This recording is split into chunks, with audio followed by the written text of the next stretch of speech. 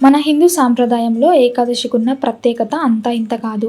సంవత్సరంలో వచ్చే ప్రతి ఏకాదశికి ఒక ప్రత్యేకత ఉంటుంది. అయితే వైశాఖ మాసంలో వచ్చే వారుదిని ఏకాదశికి ఒక ప్రత్యేకమైన గుర్తింపు మరియు ప్రాధాన్యత ఉన్నాయి.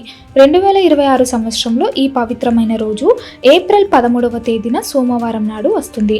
అసలు ఈ ఏకాదశి ఎందుకు చేసుకోవాలి, దీని వెనుక ఉన్న కథ ఏంటి, ఈరోజు మనం పాటించాల్సిన నియమాలు ఏంటి అనే విషయాల గురించి ఈ వీడియోలో పూర్తిగా వివరంగా తెలుసుకుందాం. మొదటిగా ఈ వారుదిని అనే పేరు గురించి తెలుసుకోవాలి. వారుదిని అంటే ఒక రకమైన రక్షణ లేదా ఒక కవచం అని అర్థం. అంటే ఈ రోజున ఎవరైతే భక్తితో విష్ణుమూర్తిని పూజిస్తారో వారికి దేవుడు ఒక కవచంలా ఉండి అన్ని కష్టాల నుంచి కాపాడతారని పెద్దలు చెప్తారు. మన జీవితంలో మనకు తెలియకుండానే ఎన్నో తప్పులు చేస్తుంటాం. వాటి వల్ల భవిష్యత్తులో మనకు చెడు ఫలితాలు రావచ్చు. అలాంటి నెగిటివ్ ఎఫెక్ట్స్ లేదా నెగిటివ్ ఎనర్జీ ప్రభావం నుంచి మనల్ని మనం కాపాడుకోవడానికి ఈ ఏకాదశి ఒక గోల్డెన్ ఛాన్స్ లాంటిది. ఈ రోజున దేవుణ్ణి మధుసూదనుడు అనే పేరుతో పూజిస్తారు. అంటే మన జీవితంలో ఉన్న చేదును పోగొట్టి తీపిని నింపే దేవుడు అని దీని అర్థం. 2026 ఏప్రిల్ 13వ తేదీన ఈ ఏకాదశి వస్తుంది. సరైన టైమింగ్స్ చూసుకుంటే ఏప్రిల్ 12వ తేదీ అర్ధరాత్రి దాటిన తర్వాత, అంటే ఏప్రిల్ 13వ తెల్లవారుజామున 1:16 తిథి మొదలవుతుంది. ఇది ఏప్రిల్ నెల 14వ తేదీ తెల్లవారుజామున 1:08 వరకు ఉంటుంది. మనం ఉదయం సూర్యోదయం సమయంలో ఏ తిథి ఉంటే ఆ రోజే పండుగ జరుపుకుంటాం కాబట్టి ఏప్రిల్ 13వ తేదీన సోమవారం నాడు అందరూ ఉపవాసం ఉండాలి. ఒక ఉపవాసం విరమించే సమయం అంటే పారణ సమయం ఏప్రిల్ 14వ తేదీన ఉదయం 6:11 నుండి 8:42 మధ్యలో ఉంటుంది. ఈ టైంలోనే భోజనం చేయడం వల్ల మనకు వ్రతం చేసిన పూర్తి పుణ్యం దక్కుతుంది. ఈ ఏకాదశి గురించి ఒక ఆసక్తికరమైన కథనం ఉంది. పూర్వం మందాత అనే ఒక గొప్ప రాజు ఉండేవాడు. అతడు చాలా మంచివాడు మరియు ఎప్పుడు దేవుణ్ణి తలుచుకుంటూ ఉండేవాడు. ఒకసారి అతను అడవిలో తపస్సు చేసుకుంటున్నప్పుడు ఒక అడవి ఎలుగుబంటి వచ్చి అతని కాలిని కొరికి తినడం మొదలుపెట్టింది. ఆ నొప్పిని భరిస్తూ కూడా రాజు కోప్పడకుండా దేవుని ప్రార్థించాడు. అప్పుడు విష్ణుమూర్తి ప్రత్యక్షమై అతనికి ఒక సలహా ఇచ్చాడు. మధురలో జరిగే వారుది ఏకాదశి వ్రతాన్ని భక్తితో ఆచరించమని చెప్పాడు. రాజు అలాగే చేయడం వల్ల అతని కాలు మళ్ళీ మామూలుగా అయిపోయింది. అంటే శారీరక సమస్యలు మాత్రమే కాదు, మానసిక ఒత్తిడి కూడా ఈ వ్రతం వల్ల తగ్గిపోతాయని ఈ కథ మనకు చెబుతుంది. కేవలం రాజులే కాదు, సాక్షాత్తు శివుడు కూడా ఈ ఏకాదశి వల్ల తన కష్టాలన్నీ పోగొట్టుకున్నాడని పురాణాలు చెప్తున్నాయి. ఒక సందర్భంలో బ్రహ్మదేవుడికి 5 తలలు విరిగిపోయినప్పుడు శివుడికి ఒక రకమైన దోషం చుట్టుకుంది. ఆ దోషం నుంచి బయటపడడానికి శివుడు కూడా ఈ వారోదిని ఏకాదశి రోజున ఉపవాసం ఉన్నాడట. దీనివల్ల ఆయనకు అర్థమైంది ఏంటంటే ఈ రోజుకు ఉన్న శక్తి చాలా ఎక్కువ. మన పాపాలు పోవాలన్నా లేదా మన జీవితంలో అన్ని సక్సెస్ అవ్వాలన్నా ఈ ఒక్కరోజు భక్తితో ఉండడం చాలు. 10,000 సంవత్సరాలు తపస్సు చేసినంత పుణ్యం వస్తుందో ఈ ఒక్కరోజు ఉపవాసం ఉంటే అంత పుణ్యం వస్తుందని పండితులు చెప్తున్నారు. ఇక పూజ ఎలా చేయాలనే విషయానికి వస్తే ఇది చాలా సులభం. పొద్దున్నే త్వరగా నిద్రలేచి తలస్నానం చేయాలి. ఆ రోజు ఆయిల్ బాత్ చేయకూడదు, అంటే తలకి నూనె పెట్టుకోకూడదు. అలాగే స్నానం చేసే నీళ్ళలో కాస్త గంగాజలం లేదా తులసి ఆకులు వేసుకుంటే ఇంకా మంచిది. ఉతికిన శుభ్రమైన బట్టలు వేసుకోవాలి. విష్ణుమూర్తికి పసుపు రంగు అంటే ఇష్టం కాబట్టి వీలైనంత వరకు పసుపు రంగు డ్రెస్సులు వేసుకోవడం మంచిది.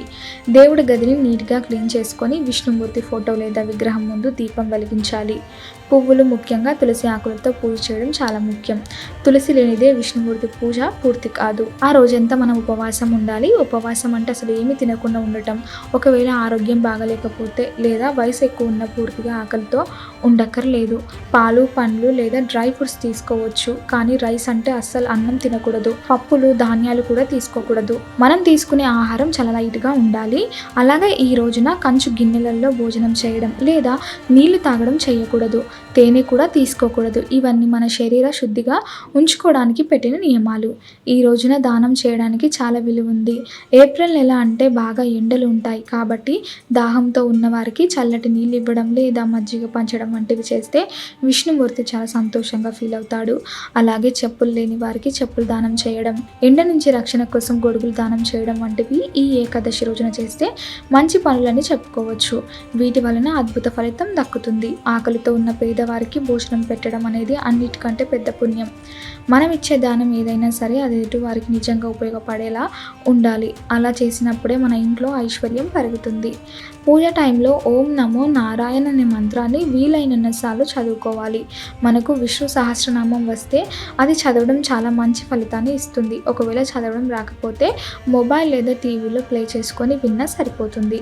ఈ రోజంతా ఎవరి మీద కోప్పడకుండా, నెగిటివ్ మాటలు మాట్లాడకుండా ప్రశాంతంగా ఉండాలి. రాత్రిపూట కూడా నిద్రపోకుండా జాగరణ చేయడం ఒక మంచి పద్ధతి. అంటే దేవుడి పాటలు వింటూ లేదా భక్తి సినిమాలు చూస్తూ రాత్రంతా గడపడం అన్నమాట. దీనివల్ల మన మనసులో ఉన్న చెడు ఆలోచనలన్నీ పోయి పాజిటివ్ ఎనర్జీ వస్తుంది. మరుసటి రోజు అంటే ద్వాదశి రోజున పొద్దున్నే స్నానం చేసి మళ్ళీ దేవుడికి నమస్కారం చేసుకోవాలి. ఎవరికైనా భోజనం పెట్టిన తర్వాతే మనం ఆహారాన్ని తీసుకోవాలి. ఇలా చేయడం వల్ల వ్రతం పూర్తవుతుంది. చాలామంది ఏకాదశి అంటే ఏదో కష్టమైన పని అనుకుంటారు. కానీ ఇది శ్రేయ క్రమశిక్షణ కోసం చేసే ఒక చిన్న ప్రాక్టీస్. మన శరీరంలో ఉన్న టాక్సిక్స్ బయటకు వెళ్ళడానికి మరియు మన మనసు ప్రశాంతంగా అవ్వడానికి ఇలాంటి ఉపవాసాలు చాలా సహాయపడతాయి. ఈ వారాదిని ఏకాదశి చేసేవారికి జీవితంలో ఎప్పుడు ఆర్థిక సమస్యలు రావని నమ్మకం. ఇంట్లో గొడవలు తగ్గి అందరూ కలిసిమెలిసి ఉంటారు. కుటుంబంలో సంతోషాలు వెల్లివిరుస్తాయి. ముఖ్యంగా ఆడవారు ఈ వ్రతం చేస్తే వారి కుటుంబానికి మంచి అదృష్టం పడుతుందని చెప్తారు. అందుకే 2026 ఏప్రిల్ 13వ తేదీన ఈ ప్రత్యేకమైన రోజున అస్సలు మిస్ కావద్దు. మీకు సాధ్యమైనంతలో పూజ చేసి దానం చేయండి. భక్తి అంటే కేవలం పూజలు చేయడమే కాదు, తోటి మనుషులకు సహాయం చేయడం అని కూడా గుర్తుంచుకోవాలి. కాబట్టి ఈ ఏకాదశి మీ అందరి జీవితాలలో కొత్త వెలుగులు నింపాలని కోరుకుంటూ ఈ పవిత్రమైన రోజును సంతోషంగా జరుపుకోండి. విష్ణుమూర్తి అనుగ్రహం వల్ల మీకు అన్ని మంచి జరుగుతాయి.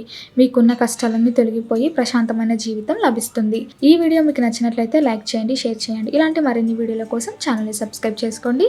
అలాగే బెల్ ఐకాన్ని నొక్కండి. దీని ద్వారా మేము చేసే ప్రతి వీడియో నోటిఫికేషన్ రూపంలో మీ వద్దకు చేరుతుంది. సర్వేజన సుఖినో భవంతు.